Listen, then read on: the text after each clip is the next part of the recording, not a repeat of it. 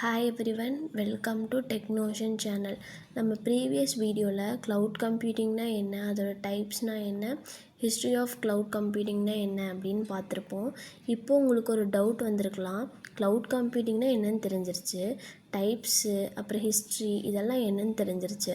ஆனால் ஆக்சுவலாக இந்த க்ளவுட் கம்ப்யூட்டிங்கை எங்கே யூஸ் பண்ணுவோம் அப்படின்னு சொல்லிட்டு உங்களுக்கு ஒரு கொஷின் வந்திருக்கலாம். இந்த கொஷினுக்கு ஆன்சர் தான் இந்த வீடியோ. ஓகேவா? ஸோ ப்ரீவியஸ் வீடியோவில் நம்மளுக்கு ஜிசிபி, அஷ்யூர், ஏடபிள்யூஎஸ் மாதிரி க்ளவுட் பிளாட்ஃபார்ம் பற்றி கொஞ்சம் மென்ஷன் பண்ணியிருந்தோம். அந்த வீடியோ நீங்கள் வந்து பார்க்கல அப்படின்னா நான் டிஸ்கிரிப்ஷனில் லிங்க் கொடுத்துருக்கேன், கண்டிப்பாக பார்த்துட்டு வாங்க. ஸோ இந்த க்ளவுட் பிளாட்ஃபார்மில் வந்து மோஸ்ட் பாப்புலரான பிளாட்ஃபார்ம் தான் ஏடபிள்யூஎஸ் அப்படின்னு சொல்லிட்டு நம்ம போன வீடியோவில் சொல்லியிருந்தோம் இல்லையா? ஸோ இன்றைக்கி அந்த ஏடபிள்யூஎஸ்னால் என்ன அப்படின்னு சொல்லிட்டு பார்க்கலாம் வாங்க. ஸோ ஏடபிள்யூஎஸ்னால் என்ன அப்படின்னா, ஏடபிள்யூஎஸ் வந்துட்டு அமேசான் வெப் சர்வீஸ் அப்படின்னு சொல்லிட்டு சொல்லுவாங்க. இது வந்து அமேசான் கம்பெனி டெவலப் பண்ண ஒரு க்ளவுட் கம்ப்யூட்டிங் பிளாட்ஃபார்ம் தான். ஸோ இதை யூஸ் பண்ணி சர்வர், ஸ்டோரேஜ், நெட்வொர்க்கிங், டேட்டாபேஸ் மாதிரி ரிசோர்ஸஸை இன்டர்நெட் மூலிமா ரெண்ட்டுக்கு யூஸ் பண்ணலாம். ஓகேவா? ஸோ ஃபிசிக்கல் ஹார்ட்வேர் வாங்க தேவையில்ல. ஏடபிள்யூஎஸ் வந்து 2006 லான்ச் பண்ணாங்க. இன்றைக்கி ஏடபிள்யூஎஸ் தான் வேர்ல்டு வைட் லீடிங் க்ளவுட் ப்ரொவைடராக இருக்குது. ஓகேவா? இப்போ வந்து ஏடபிள்யூஎஸ் ஏன் க்ரியேட் பண்ணாங்க அப்படிங்கிறதுக்கு ரீசன் பார்க்கலாம். ஏடபிள்யூஎஸ் வந்ததுக்கு முன்னாடி கம்பெனிஸ்லாம் ஃபிசிக்கல் சர்வர்ஸ் வாங்கினாங்க, ஸ்டோரேஜ் டிவைசஸும் வாங்கினாங்க, அப்புறம் நெட்வொர்க்கிங் செட்டப்ஸு, அப்புறம் மெயின்டெனன்ஸ்க்கு இன்ஜினியரை ஹையர் பண்ணாங்க. இதெல்லாம் பண்ண லேக்ஸ் ஆஃப் ருப்பீஸை வந்து ஸ்பெண்ட் பண்ணாங்க. ஸோ ஸ்மால் கம்பெனிஸ்க்கெலாம் இது வந்து ரொம்ப கஷ்டமாக இருந்தது. இந்த ப்ராப்ளம் சால்வ் பண்ண தான் ஏடபிள்யூஎஸ் வந்து க்ரியேட் பண்ணாங்க. ஏடபிள்யூஎஸ் வந்ததுக்கு அப்புறமேட்டுக்கு ரிசோர்ஸ் எல்லாம் இன்டர்நெட் மூலயமா ரெண்ட்டுக்கு யூஸ் பண்ண முடிஞ்சுச்சு. ஓகேவா? நெக்ஸ்ட்டு வந்துக்கிட்டு இப்போ ஏடபிள்யூஎஸ் இருந்தால் அது எப்படி வந்துக்கிட்டு ஈஸியாக இருக்குது அப்படின்னு சொல்லிட்டு இந்த இதில் பார்க்கலாம். இப்போ ஏடபிள்யூஎஸ் வச்சுருந்தா நம்ம ஒரு அக்கௌண்ட்டை க்ரியேட் பண்ணிட்டு அதுக்கப்புறமேட்டுக்கு அதில் வந்து விர்ச்சுவல் மிஷினை அதை வந்து இது பண்ணிட்டு அதில் நம்ம ஈஸியாக வந்துட்டு யூஸ் பண்ணிக்கலாம். மிஷின் வச்சு ஹார்ட்வேர்ஸு, அதுக்கப்புறமேட்டுக்கா ஸ்டோரேஜு, டேட்டாபேஸ் இதெல்லாம் வந்துட்டு ஈஸியாக வந்து யூஸ் பண்ணிக்கலாம். இப்போது ஏடபிள்யூஎஸ் வந்து ஒரு முக்கியமான ஒரு விஷயந்தான் has pay as you go அப்படின்னு சொல்லிட்டு ஒரு முக்கியமான ஒரு கான்செப்ட் வந்து இருக்குது. அது என்ன அப்படின்னா ஒரு எக்ஸாம்பிளோட பார்க்கலாம். இப்போ உங்களுக்கு வந்து ஒரு 10 GB ரேம் வந்து தேவைப்படுதுன்னு வச்சுக்கோங்க. அதுக்கப்புறமேட்டுக்கு ஒரு கொஞ்ச நாள் கழித்து அந்த 10 GB ரேம் இல்லாமல் ஒரு 5 GB ரேம் மட்டும் உங்களுக்கு இருந்தால் போதும் அப்படின்னா, இப்போது ட்ரெடிஷ்னல் மெத்தடில் நம்ம 10 GB ரேம் வாங்கினோம் அப்படின்னா நம்ம 10 GBக்கும் அமௌண்ட் வந்து பே பண்ணிட்டே தான் இருக்கணும். ஆனால் ஏடபிள்யூஎஸ் வந்து அப்படி இல்லை. இப்போ நம்மளுக்கு 10 GB தேவைப்படும் போது நம்ம 10 GBக்கு அமௌண்ட் பே பண்ணி வாங்கிக்கணும். இப்போ 5 GB நம்மளுக்கு தேவைப்படுது அப்படின்னா நம்ம 5 GBக்கு மட்டும் அமௌண்ட் பே பண்ணால் போதும். 10 GB எப்போ வாங்க அதுக்கெலாம் அமௌண்ட் பே பண்ணணும் அப்படின்னு சொல்லிட்டு அவசியமே கிடையாது. ஸோ அதை தான் வந்து has pay as you go அப்படின்னு சொல்லிட்டு யூகோ மாடல் அதான் வந்து சொல்லுவாங்க. ஸோ யூஸ் பண்ண அளவுக்கு மட்டும் பேமெண்ட் தந்தால் போதும். ஸோ இதுதான் வந்து has pay as you go. Next வந்து இதுக்கு வந்து ரியல் டைம் எக்ஸாம்பிள் ஒன்று பார்க்கலாம். இப்போ ஒரு ஸ்டார்ட் அப் கம்பெனி வந்து ஸ்டார்ட் பண்ணுறாங்கன்னு வச்சுக்கோங்க.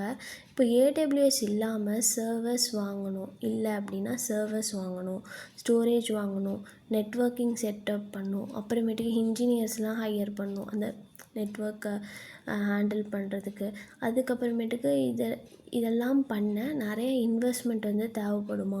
இதுவே வந்து ஒரு ஏடபிள்யூஎஸ் இருந்தால் என்ன பண்ணால் ஜஸ்ட் ஒரு அக்கௌண்ட்டை க்ரியேட் பண்ணி விர்ச்சுவல் சர்வரில் லான்ச் பண்ணுவாங்க. நெக்ஸ்ட் வந்துட்டு அந்த இதுலேயே வந்துட்டு ஃபைல்ஸு இதெல்லாம் அப்லோட் பண்ணி வச்சுக்கலாம். ஓகேவா? நீங்கள் யூஸ் பண்ணின ரிசோர்ஸுக்கு மட்டும் அமௌண்ட் பே பண்ணால் மட்டும் போதும். ஓகேவா? இதனால் டைம் சேவ் ஆகும், மணியும் சேவ் ஆகும். இப்போ வந்து ஏன் ஏடபிள்யூஎஸ் வந்து நிறைய கம்பெனிஸ் வந்து சூஸ் பண்ணுறாங்க? இப்போ நிறைய க்ளவுட் பிளாட்ஃபார்ம் இருக்குது, இதில் ஏன் ஸ்பெசிஃபிக்காக ஏடபிள்யூஎஸை சூஸ் பண்ணுறாங்க அப்படின்னா, ஏன்னா இதில் வந்து ஃபிசிக்கல் சர்வீஸ் வந்து வாங்க தேவையில்லை. ஓகேவா? நெக்ஸ்ட் வந்து யூஸ் பண்ண ரிசோர்ஸ்க்கு மட்டும் அமௌண்ட் மட்டும் பே பண்ணால் போதும். இதில் வந்து ஹை செக்யூரிட்டி, அதுக்கப்புறமேட்டுக்கு ஃபாஸ்ட் டெவலப்மெண்ட்டு, அப்புறமேட்டுக்கு குளோபல் அவைலபிலிட்டி, அதாவது நிறையா இந்த நிறைய மெனி கண்ட்ரீஸில் வந்து ஏடபிள்யூஎஸ் வந்து யூஸ் பண்ணுறாங்க. நெக்ஸ்ட் வந்து 200+ க்ளவுட் சர்வீசஸ் வந்து ஏடபிள்யூஎஸ் வந்து நம்மளுக்கு வந்து ப்ரொவைட் பண்ணுறாங்க. ஓகேவா? நெக்ஸ்ட்டு வந்து கம்பெனிஸ் என்னென்ன கம்பெனிஸில் வந்து ஏடபிள்யூஎஸ் யூஸ் பண்ணுறாங்க அப்படின்னு சொல்லிட்டு பார்க்கலாம். அதாவது நிறைய என்னென்ன கம்பெனிஸ்னால் எல்லா கம்பெனிஸும் நம்மளால் லிஸ்ட் அவுட் பண்ண முடியாது. ஒரு ஃபேமஸான ஒரு 4 or 5 கம்பெனிஸ் நம்ம பார்க்கலாம்.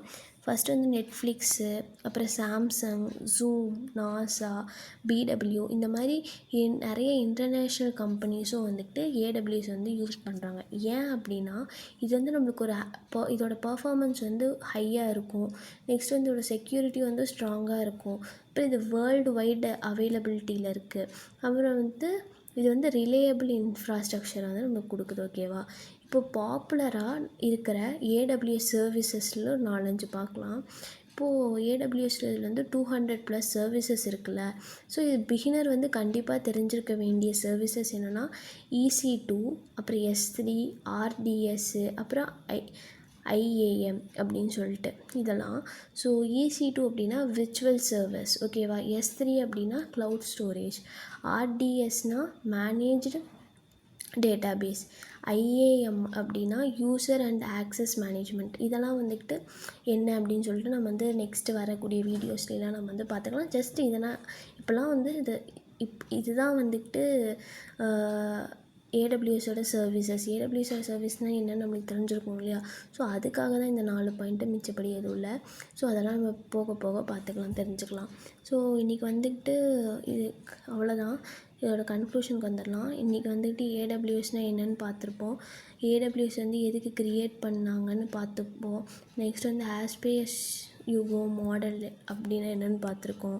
நெக்ஸ்ட் வந்து கம்பெனிஸ் வந்து எதுக்கு ஏடபிள்யூஎஸ் யூஸ் பண்ணுறாங்கன்னு பார்த்துருக்கோம். அப்புறம் பாப்புலரான AWS சர்வீசஸ்லாம் என்ன அப்படின்னு சொல்லிட்டு பார்த்துருப்போம். ஸோ இந்த வீடியோ உங்களுக்கு வந்து யூஸ்ஃபுல்லாக இருக்கும் அப்படின்னு சொல்லிட்டு நான் நம்புகிறேன். ஸோ நெக்ஸ்ட் வீடியோவில் வந்துட்டு நம்ம வந்து எப்படி வந்து ஏடபிள்யூஎஸில் ஃப்ரீ டயர் அக்கௌண்ட்டை க்ரியேட் பண்ணுறது அப்படின்னு சொல்லிட்டு ஸ்டெப் பை ஸ்டெப்பாக பார்க்கலாம். உங்களுக்கு இந்த வீடியோ ரொம்ப பிடிச்சிருக்கும் அப்படின்னு சொல்லிட்டு நினைக்கிறேன். So thank you for watching this video. So see you in the next video.